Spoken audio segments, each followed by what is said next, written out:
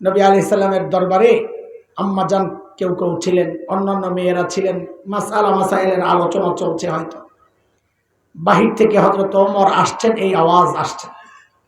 ওমরের কণ্ঠ পায়া, আওয়াজ পায়া আম্মাজানরা সহ অন্য মেয়েরা সব দৌড়ে বেঁচে গেছে। হযরত ওমর যখন ঢুকছেন, নবী আলাইহিস সালাম হাইসা দিয়েছেন। তো আচ্ছা বলেন তো, আপনি ঢুকছেন, আমি যে হাইসা দিই, তো আপনার কাছে একটা কৌতূহল জাগবে না, কেন হাসলো?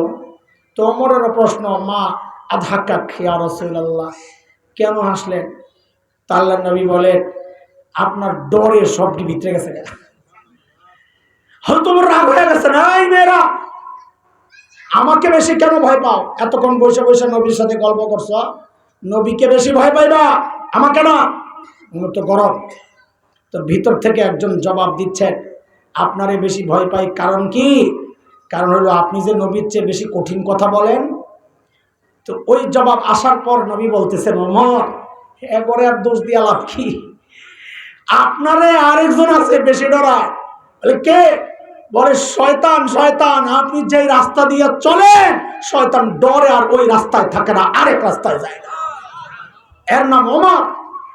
নবী যখন জান্নাত দেখে আসছেন মেরাজের সময়, জান্নাতের বিবরণ দিচ্ছেন দুনিয়ায়। ওই বিবরণ দেওয়ার সময় নবী বললেন, জান্নাতে আমি ওমরের বাড়িটা দেখছি, কি যে সুন্দর বাড়ি, কি যে সুন্দর। আমার মন চাইছিল ওমরের বাড়িটার ভেতরে একটু ঢুকি, না জানি ভেতরটা কত সুন্দর, কিন্তু ঢুকি নাই। কেন? আপনি ওমরের যে গায়রত, আত্মমর্যাদা বোধ, প্রেস্টিজ যদি মাইন্ড করে, এই জন্য ঢুকি নাই। আয় আল্লাহ, এই কথা বলতে দেরি হযরত ওমর বাচ্চাদের মতো হাউমাউ করে কান্না শুরু করছেন, আবিকা গিরতু ইয়া রাসূলুল্লাহ, আপনার সাথে আমার আত্মমর্যাদা বোধ, একটু ঢুকলেন না কেন? আমিও জানতাম ভিতরটা কেমন। সেই ওমরের কথা বলছি দোস্ত।